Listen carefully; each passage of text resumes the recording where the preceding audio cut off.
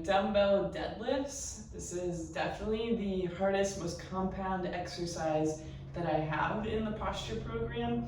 This is one of my favorite exercises. It's also one of the hardest to do correctly, but it is fantastic in that it strengthens the entire posterior chain. So when you get it right, it's a great exercise to continue doing to improve your posture.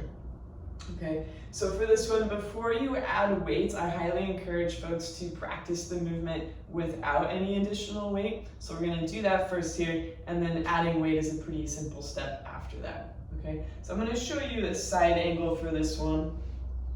So unlike squats, where we primarily move from our knees, the deadlift, we're primarily hinging from the hips. Okay, so we want to make sure we're thinking about visualizing our hips moving in this exercise rather than our knees like in the squats. Okay, so we're going to start with our feet underneath our hips, and the feet are going to be facing straight ahead here. Okay, so again, I'm going to initiate this movement by pushing my hips back and up towards the ceiling as my chest drops down, and then I'm pushing my hips forward to come back up. Okay, so there's a lot of different components in this. One of them is that hip hinge that I just described.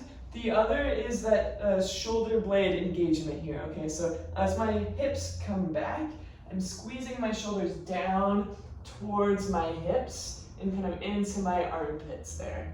Okay, what we don't want is for those shoulder blades to get lazy and for them to droop down and forward.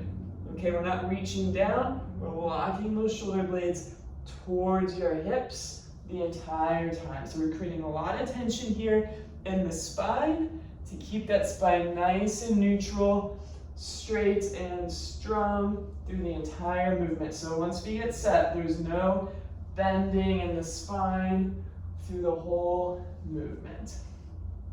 Okay, so then to add weight to this, we grab our dumbbells, and then I like to go front of the thighs. You can also go side of the legs if that's easier.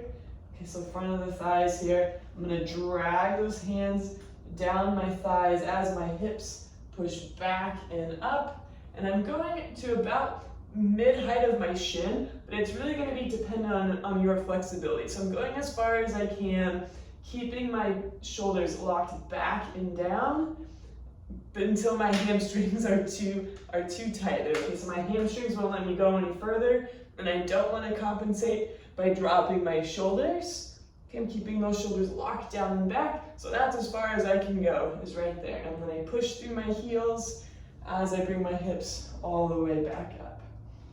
Okay, again, my hips are reaching back, weight is back in my heels, shoulders are locked towards my hips, and then pushing right back up.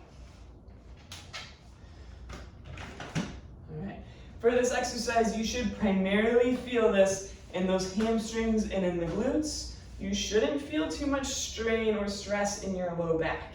If you do, there's probably something wrong there with that hinge. You might be over rounding as you come back, so your back might not be as straight as it can be. Okay, so just practice that movement without adding weight until you feel really good about that hip hinge and feeling that primarily in your glutes and in your hamstrings.